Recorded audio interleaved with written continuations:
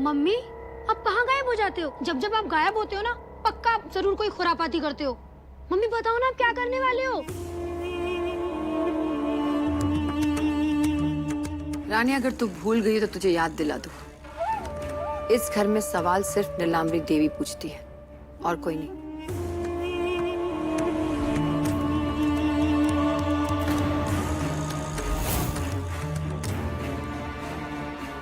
चल नाराज मत हो, बता देती हूँ मैं कहाँ गई थी।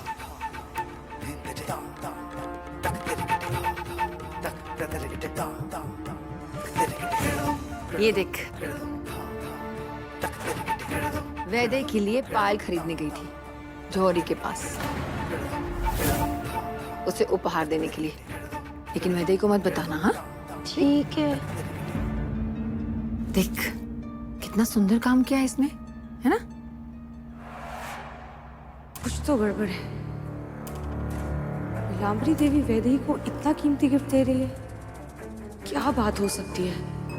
जितना सोचने की कोशिश कर रही हूँ पर समझ ही नहीं आ रहा है। मम्मी, आपसे कुछ पूछूं? बोल मेरे बच्चे। बच्चे? क्या हुआ? मम्मी, आपको क्या हो गया? आप इतने बदले बदले से क्यों लग रहे हो? मतलब आपके अंदर इतनी मिठास, इतनी मिठास, इतनी मिठास भर गई है मम्मी कि चाशनी भी शर्मा जाए। मम्मी, आप ही चाहते थे ना कि माधव भैया और वैदेही की शादी ना हो, फिर आप ही उनकी शादी में इतनी धूमधाम से तैयारियां कर रहे हो। मम्मी, मुझे तो कुछ समझ ही नहीं आ रहा, क्या करने वाले हो? कितनी बार कहा है रानी, अपना दिमाग मत इस्तेमाल किया कर, क्योंकि यहाँ होना भी तो चाहिए ना। देख, इस पायल को ध्यान से देख, तुझे पता चल जाएगा कि वैदेही के लिए मैं क्या करना चाहती हूँ।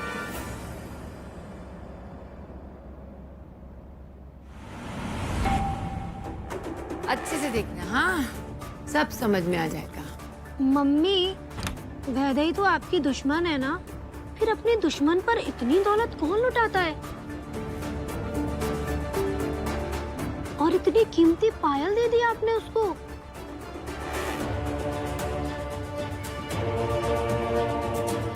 सबसे पहले इस मिट्टी को चित्रा के दाएं कंधे पर छिड़कना है।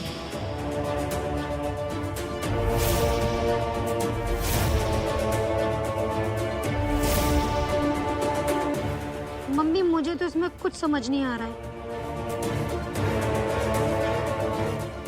ध्यान से देख रानी, मोगरे की खुशबू आ रही है। इसका मतलब धूल ने अपना काम करना शुरू कर दिया है। मुझे तो कुछ समझ नहीं आ रहा मम्मी कि इस पायल में ऐसा क्या है।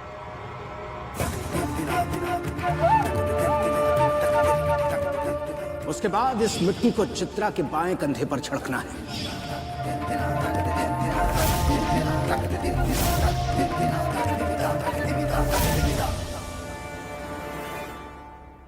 मम्मी, मुझे तो कुछ भी समझ में नहीं आ रहा, बल्कि मुझे तो सड़े हुए गोबर की बदबू आ रही है। मम्मी, मम्मी, आपके कमरे से है ना बहुत गंदी गोबर की सड़ी हुई बदबू आ रही है। एक काम करते हैं मम्मी, उस गंवार वैदेही से पूरे घर की साफ सफाई करवा देते हैं, फिर आएगी घर में भीनी भीनी खुशबू। पर मम्मी, आपने उस नौकरानी को इस घर की रानी बना दिया है। रानी? वैदेही इस घर की नौकरानी नहीं, रानी बनने के लायक है। और इस पायल में जो वैदेही के लिए मेरा प्यार छुपा है ना, तुम लोगों को कभी नहीं दिखाई देगा। देख ध्यान से।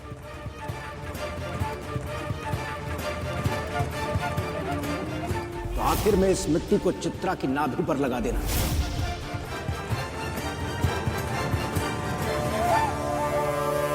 रानी बेबी,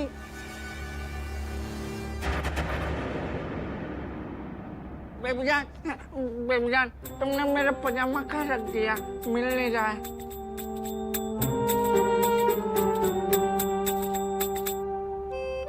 ये आदमी नहीं, पजामा है। हमेशा गलत वक्त पर आता है। जाओ यहाँ से।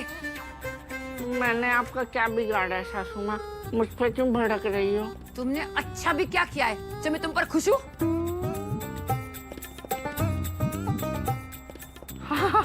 वाह वाह। सासू माँ, ये गोबर की खुशबू कहाँ से आ रही है? रानी, इससे पहले मुझे गुस्सा आए, इस आदमी को यहाँ से लेकर जाओ। जाओ यहाँ से, मम्मी जाओ यहाँ से। चलो मैं दिलाती हूँ तुम्हारे पजामे और अंडर दिया। चलो। अरे कहाँ रख देती हो रैन बेबी तुम पजामा?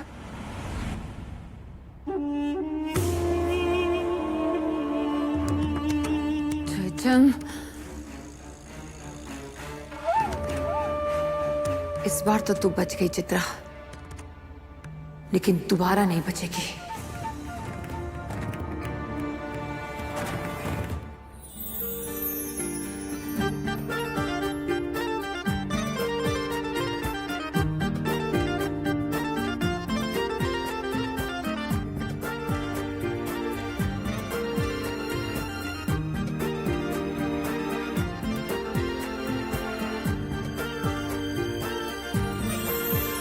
अरे वाह वैदेही, तुम्हारी मेहंदी तो बड़ी सुंदर है। हाँ सच में, कितना अच्छा डिजाइन है ना ये।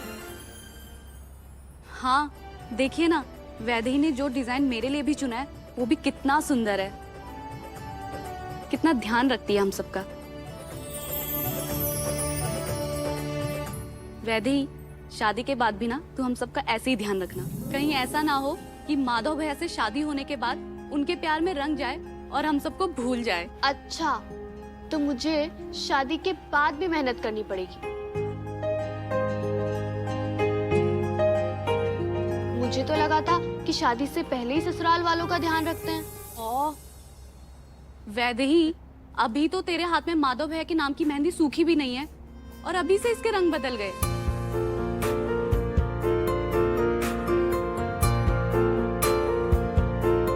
वैसे मुझे नहीं लगता आपके होने वाले पति अपना नाम आपके हाथ में ढूंढ पाएंगे। बहुत ही भूल भुलैया वाला डिजाइन बनाया है। अरे ऐसे कैसे नहीं ढूंढेगा? माधव जरूर ढूंढ लेगा। जब वो कुछ ठान लेता है ना तो करके ही रहता है। देखा, अभी से माधव का पक्ष लेने लगी।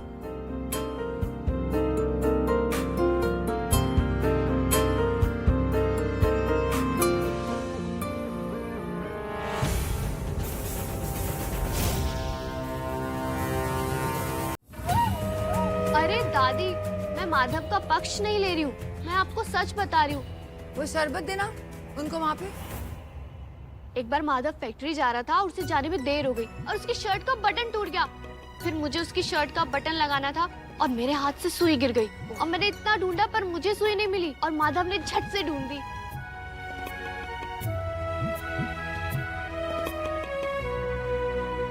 अब आप ये सोचो, जब वो इतनी सी सुई इतनी जल्दी ढूंढ सकता है तो अपने नाम का शब्द तो चुटकियों में ढूंढ लेगा ना। तू बोली और हम मान ले? ऐसा बिल्कुल नहीं होगा। माधव को बुलाओ, दूध का दूध और पानी का पानी हो जाए। नहीं नहीं दादी, माधव को मत बुलाओ। अगर वो मुझे देख लेगा तो अपशगुन हो जाएगा। वो शादी से पहले मेरी मेहंदी नहीं देख सकता। ये मेहंदी मेहंदी ऐसा कुछ नहीं होता है। ओह, ये तो मुझे पता ही नहीं था।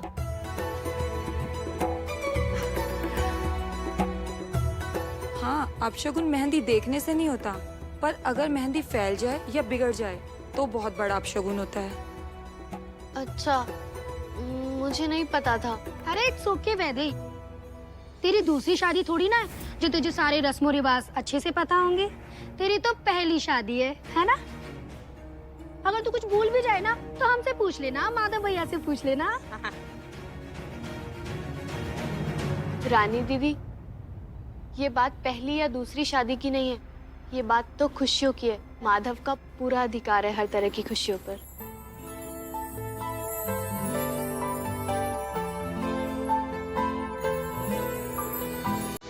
अरे, पतिदेव का नाम लिया और पतिदेव हाजिर।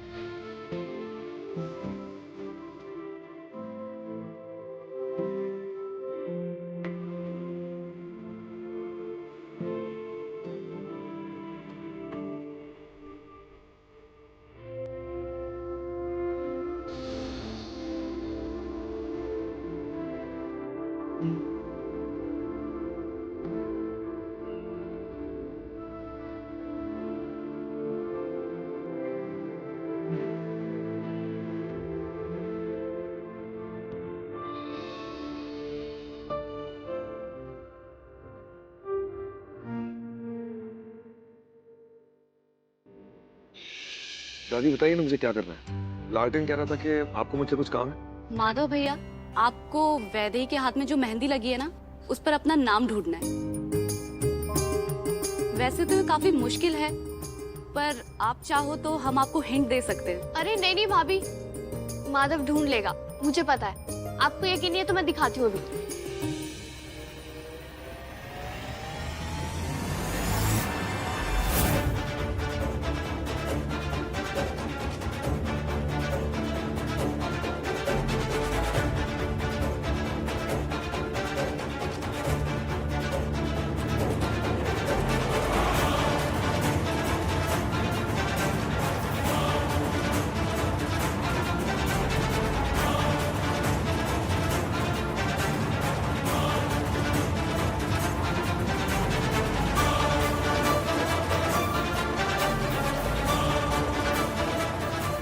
वो शादी से पहले मेरी मेहंदी नहीं देख सकता।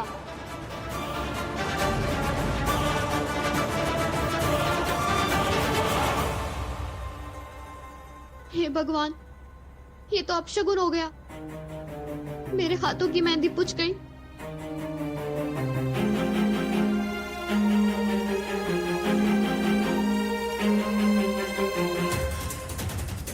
अरे नहीं नहीं दीदी, आप परेशान मत होइए। अभी तो आपकी मेहंदी सूखी भी नहीं है, अभी इसका रंग नहीं आया होगा आपके हाथों पर। मैं झट से दोबारा बिल्कुल पहले जैसी मेहंदी बना दूंगी।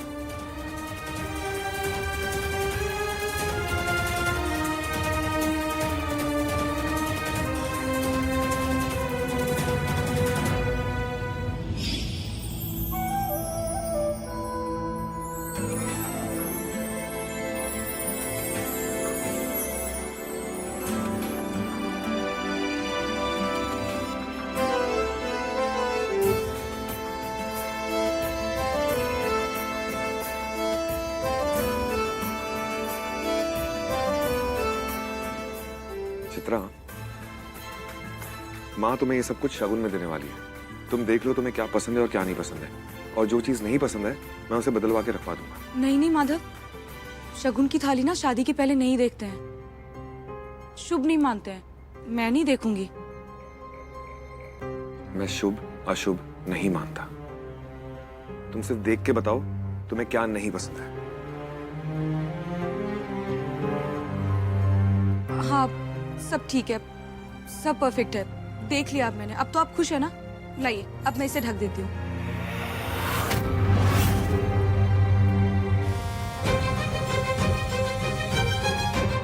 माधव, सिंदूर गिर गया, अब शगुन हो गया।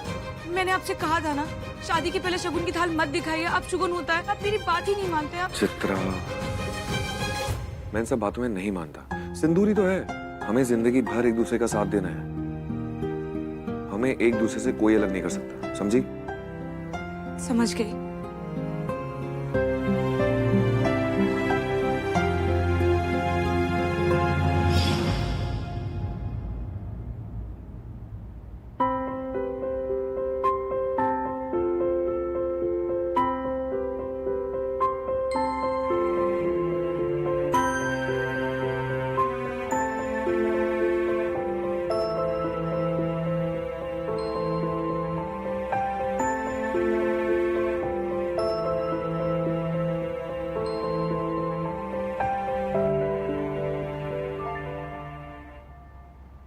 वैदेही, मैं शगुन अपशगुन नहीं मानता। वो जरूरी नहीं है। जरूरी ये है कि हम दोनों एक दूसरे का जिंदगी भर साथ दें। मैं तो हमेशा तेरे साथ हूँ माधव। वही तो चाहिए, वही इंपॉर्टेंट है। उससे बढ़कर और कुछ नहीं है। और देख, तेरे हाथ से मेहंदी तो पुछ गई, लेकिन उसमें मेरे नाम का पहला अक्षर म वैसे का वैसे ही है।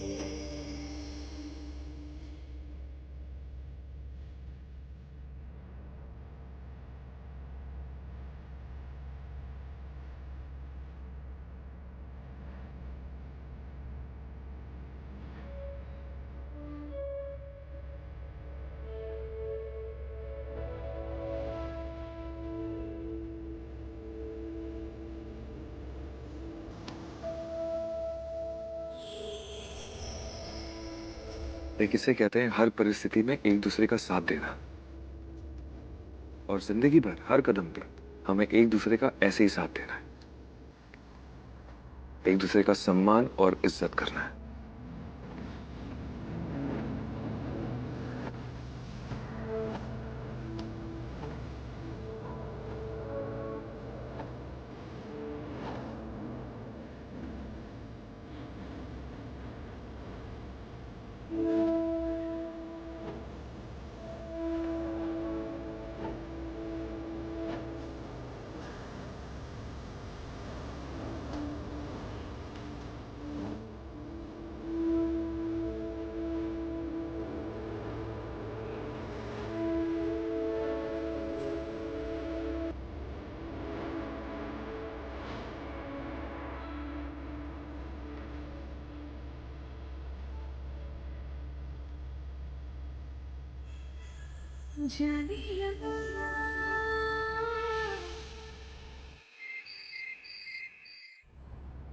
चित्रा, मुझे घबराहट हो रही है। मुझे समझ में नहीं आ रहा कि जो कुछ भी हो रहा है वो सही हो रहा है या नहीं। मुझे लगता है मैं बदल गया हूँ। मैं कह तो रहा हूँ कि मैं शगुन अपशगुन नहीं मानता, लेकिन कहीं ना कहीं अब फर्क पड़ने लगा है। अजीब सा महसूस हो रहा है। आई होप कि जो कुछ भी हो रहा है सही हो रहा हो। ये दूसरी शादी, पहली रस्म और ये अपशगुन। माधव बेटा, तुझे अपने फैसले पर बिल्कुल संदेह नहीं होना चाहिए। तू जो कर रहा है सही कर रहा है, इसलिए इस डर को अपने मन से निकालकर बाहर फेंक दे। माधव, हम सब यही कामना करते हैं कि हमें एक ऐसा जीवन साथी मिले जो हमसे सच्चा प्यार करे। तू बहुत किस्मत वाला है कि तुझे वैदेही मिली है, वो तुझसे सच्चा प्यार करती है। सबकी किस्मत इतनी अच्छी नहीं होती है। कभी कभी हम एक ऐसे इंसान के साथ जिंदगी बितानी पड़ती है जिससे हम प्यार ही नहीं करते। शादी का बंधन सिर्फ एक समझौता बनकर रह जाती है। बेटा, मैंने वैदेही की आंखों में तेरे लिए अनंत प्यार देखा है। उसे अपनाकर उसके प्यार को सम्मान दे दे बेटा।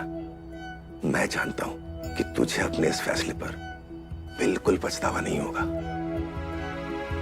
बाकी तू समझदार है, अच्छे और बुरे की परख कर सकता है। मैं समझ गया। आप जो मुझे समझाना चाहते हैं मैं समझ गया।